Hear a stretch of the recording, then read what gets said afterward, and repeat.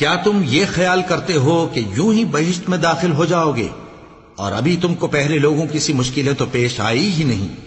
ان کو بڑی بڑی سختیاں اور تکلیفیں پہنچیں اور وہ صعوبتوں میں ہلا ہلا دیے گئے، یہاں تک کہ پیغمبر اور مومن لوگ جو ان کے ساتھ تھے سب پکار اٹھے کہ کب اللہ کی مدد آئے گی.